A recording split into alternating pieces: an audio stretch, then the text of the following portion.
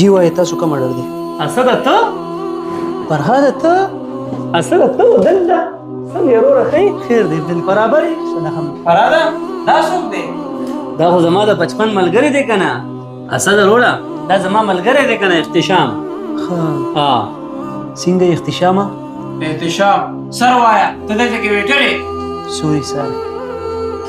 ته پرېږده دا هر څه او دا راته ته دلته څه کې ستا د پلار خو ډېر غټ کاروبار او ته دلته ویټري کې لګیا یار خبره داسې ده چې زما پلار کاروبار کې ډېر غټ تاوان وکړو او د هغه د مرګ نه پس بیا ما دا ویټري شروع کړه یار ته خو ما ته اړوم نه وې څو ځل مې ستا په لمبر ټرای وکړو ستا لمبر هم چینج کړی دی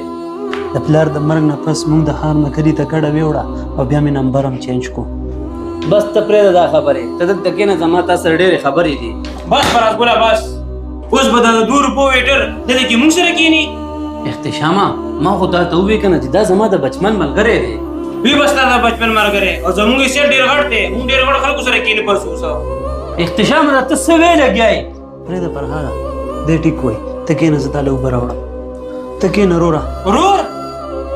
مطلب سر زه ځم تاله اوبه راوړم اسده ودرېږه یو منټ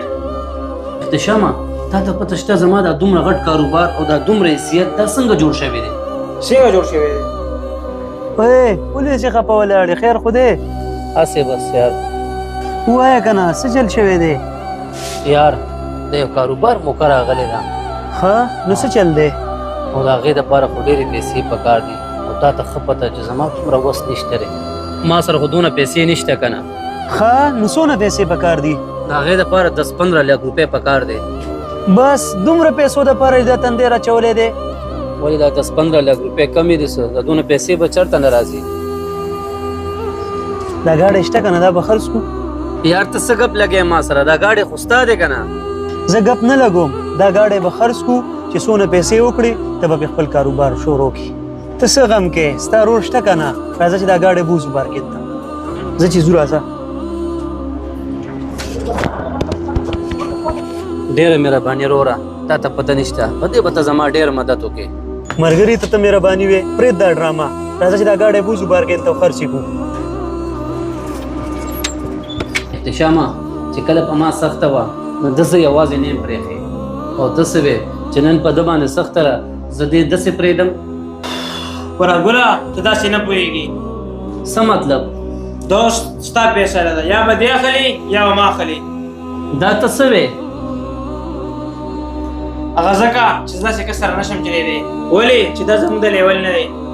یاره ته بالکل ټیک وې ما له فیصله کول پکار ده چې چا سره پاسې کېدل دي او چا سره نه تا ته پته شته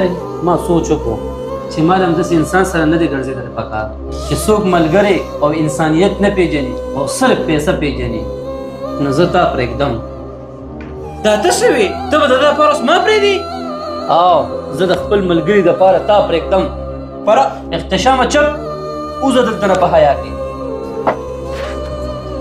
سر یو منټ پرېږده څه ده چې ځي دا تا څه وکړه یار ښه ده مړه چې د ده حیثیت پته ما ته ولګېده ته دا هر څه پرېږده او ته راځه ما سره زه تا سره چېرته هم نشم تللی ما ته دلته ډېر کار پروت دی ما چې کوم کاروبار چالو کړی دی که نه هلته هم ډېر کار پروت دی راځه زه څه پوه نه شم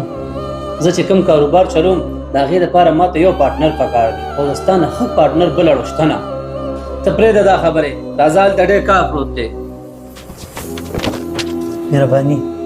چپ شه ملګري ته مهرباني وې بندې که دا ډرامه راځه هلته کې ډېر کار پروت دی